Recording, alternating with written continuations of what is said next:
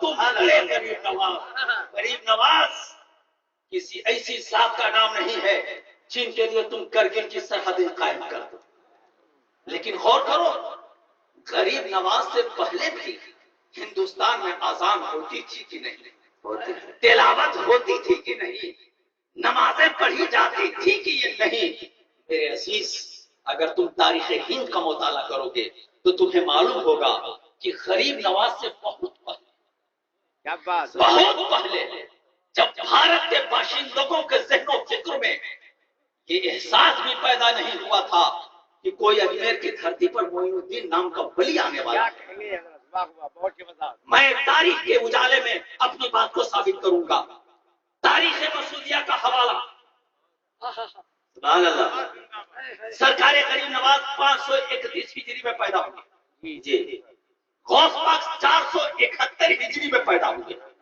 یہ نوٹ کر لینا تاریخ. غریب نواز 531 ہجری، غوث پاک 471 ہجری، باقی اولیاء کرام اس کے بعد. لیکن میں آپ سے غوث پاک کی ولادت سے 70 سال پہلے کی بات، غریب نواز کی ولادت سے 130 سال پہلے کی بات بتا. سبحان اللہ. 130 سال پہلے 401 ہجری کا واقعہ. سلطان محمود غزنوی نے سوچا کہ کچھ لشکر کو انڈیا کے علاقے میں بھیج کر دین کا کام لیا جائے. کیا کہنے؟ سلطان محمود غزنوی نے جعفر و مظفر کی قیادت میں ایک عظیم لشکر کو بھارت کی طرف روانہ کیا. یہ لشکر کندھار ہوتا ہوا، دیول ہوتا ہوا، جس کو آج آپ کراچی کے نام سے جانتے ہیں، انڈیا کے علاقے میں، ان علاقے میں آیا جہاں آج اجمیر کے نام سے اس علاقے کو آپ جانتے ہو. اجمیر کے علاقے میں 47 راجاؤں کی حکومت تھی. ان راجاؤں نے سنا کہ مسلمانوں کا لشکر آ گیا ہے.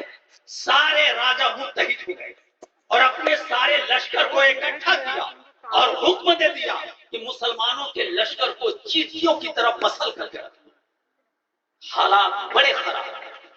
حضرت جعفر و مظفر نے ایک برق رفتار قاصد کے ذریعے سلطان محمود غزنوی تک یہ اطلاع بھیجی کہ سلطان کامیابی کی بات کو چھوڑو، اگر لشکر کو بچانا چاہتے ہو تو ہمارے پیچھے ہماری مدد کے لیے ایک عظیم لشکر کو روانہ کرو.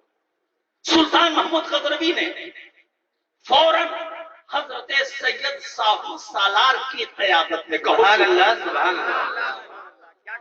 حضرت سید ساہو سالار یہ کون ہے؟ یہ حضرت سید سالار مسعود غازی کے والد کا نام. سبحان اللہ. اللہ اکبر. 401 ہجری کی بات ہے. ایک عظیم لشکر کو لے کر کے حضرت سید ساہو سالار اجمیر کے علاقے میں پہنچے. کوکلا پہاڑی کے دامن میں خیمے کو نصب کر دیا. گھوڑے باندھ دیے گئے. صبح کے وقت جنگ ہونے والی ہے. دیگیں چڑھا دی گئی چولہوں پر. خیمے نصب کر دیے گئے. گھوڑے باندھ دیے گئے. لیکن تاریخ بتلاتی ہے رات کا آدھا حصہ گزرا ہوگا، ہواؤں کا ایک زبردست طوفان آیا. ایسا طوفان کہ دیگیں پلٹنے لگی، خیمے اڑنے لگے، گھوڑے بھٹکنے لگے، چیخو پکار کی صدائیں بلند ہونے لگی. حضرت سید ساہو سالار نے اپنے لشکر کا جائزہ لینے کے لیے جب خیمے سے باہر قدم رکھا تو دیکھا دیگیں پلٹ چکی ہیں، خیمے اکھڑ چکے ہیں، شعلے آسمان میں اڑ رہے ہیں، گھوڑے بھٹک رہے ہیں، افراتفری کا ماحول ہے. لیکن کوکلا پہاڑی کے دامن میں ایک چراغ ہے جو ہواؤں کے دوش پر مسکرا رہا ہے. سبحان اللہ. سبحان اللہ. ایک چراغ جل رہا ہے. آپ کو بڑی حیرت ہوئی. دیگیں پلٹ گئی، خیمے پلٹ گئے. یہ کیسا جادوئی چراغ ہے جو ہواؤں کے دوش پر جل رہا ہے. فانوس بن کے جس کی حفاظت ہوا کرے، وہ شمع کیا بجھے جسے روشن خدا کرے. چراغ جل رہا ہے. آپ حیرت میں پڑ گئے. آپ نے آہستہ آہستہ قدم اٹھایا، چراغ کی طرف بڑھنے لگے. چراغ کے قریب پہنچے تو دیکھا ایک نقاب پوش بزرگ بیٹھے ہیں جو اللہ اللہ اللہ کی صدائیں بلند کرتے. سبحان اللہ. سبحان اللہ. بزرگ کھڑے ہو گئے اور کہا مرحبا اہلاً و سہلاً، مرحبا اہلاً و سہلاً، السلام علیکم ورحمۃ اللہ، السلام علیکم ورحمۃ اللہ. چہرہ نقاب کے اندر ہے، پردے میں ہے جمال تو ہے شور اس قدر، جب بے حجاب ہو تو خدا جانے کیا کرے۔ عجیب عالم ہے۔ کہتے ہیں سرکار آپ کون ہیں؟ ہم اتنا جانتے ہیں آپ کوئی بھی ہو، چراغ آپ سے قریب ہو جائے تو ہوا چراغ کو نہ بجھا سکے، ہوا چراغ کو نہ بجھا سکے، اور کوئی لشکر آپ سے قریب ہو جائے تو لشکر ناکام کیسے ہو سکتا ہے؟ سبحان اللہ سبحان اللہ۔ سرکار آپ کون ہیں؟ جب آپ نے چہرے سے نقاب اٹھایا تھا تو خدا کی قسم غریب نواز کے پیدا ہونے سے 130 سال پہلے بھارت میں جو اللہ کی صدائیں بلند کر رہا تھا وہ کوئی اور نہیں، وہ سرکار مدار العالمین۔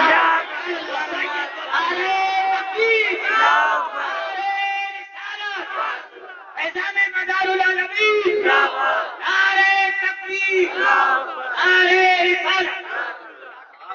صدائیں گونجتی ہیں ہند میں اللہ اکبر کی۔ جو سچ پوچھو تو یہ صدقہ مدار العالمین کا ہے۔ یہ لوگ کیا بیچتے ہیں؟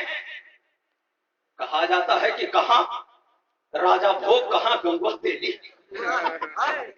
ہر ایک کو اپنے اوقات کے اندر رہنا چاہیے۔ میں بھی مولوی ہوں، لیکن ہم یہ جانتے ہیں کہ جب تک ایک مولوی خانقاہی ہواؤں سے اپنی زندگی کی زلفوں کو نہیں سنوارے گا، پڑھ لینے سے کوئی عالم نہیں ہو سکتا۔ عالم ہو جائے گا، عالم دین نہیں ہو سکتا۔ عالم دین بننا ہے تو نبی نے فرمایا انا مدینۃ العلم وعلی بابها، علم کا شہر میں ہوں، علی اس کے دروازے ہیں۔ اے لوگوں، علم مصطفیٰ لینا ہے تو چور دروازے سے نہیں گیٹ سے جاؤ۔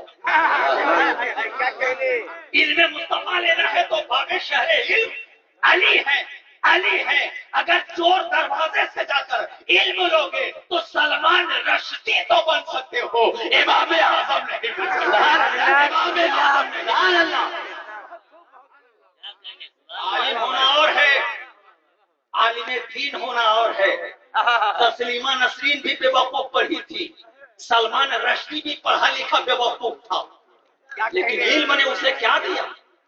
گستاخ مصطفیٰ بن گیا۔ زمانہ اس پر لعنتیں بھیج رہا ہے۔ علم حاصل کرو تو شہر علم سے لینا ہے تو باب شہر علم سے علم کو حاصل کرو۔ کہتے ہو قرآن میں نے سمجھا، عرفان ہمارے پاس ہے، تہذیب ہمارے پاس ہے، حق ہمارے پاس ہے۔ میں تیری بات مانوں یا نبی کی بات مانوں؟ نبی تو فرماتے ہیں الحق مع علی وعلی مع الحق، حق علی کے ساتھ ہے، علی حق کے ساتھ ہے۔ ہم تیری بات مانیں یا مصطفیٰ کی بات؟ نبی فرماتے ہیں القرآن مع علی وعلی مع القرآن، قرآن علی کے پاس، علی قرآن کے ساتھ۔ تیری مانے یا ان کی مانے؟ کس کی مانے؟ میرے عزیز خدا نے کہا ما آتاکم الرسول فخذوہ، میرا نبی جو دے تم اس کو لے۔ نبی نے جو دیا ہم اس کو لیں گے۔ نبی نے جو دیا، یا رسول اللہ سب کچھ تو آپ نے ہی دیا، سب کچھ تو آپ نے ہی دیا، پھر کیا دیا کیا نہیں دیا؟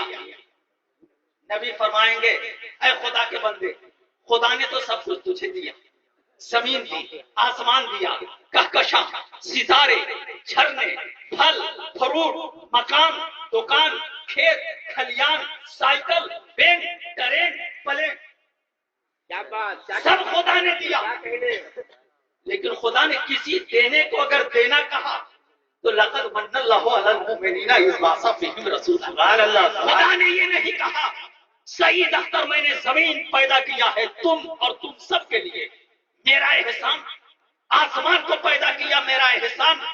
خدا نے کہا آسمان دیا کوئی احسان نہیں، زمین دیا کوئی احسان نہیں، کنگو جمن دیا کوئی احسان نہیں، صحرا و چمن دیا کوئی احسان نہیں، کہکشاں کا جمال دیا کوئی احسان نہیں۔ ہاں اگر احسان ہے تو لقد من اللہ علی المؤمنین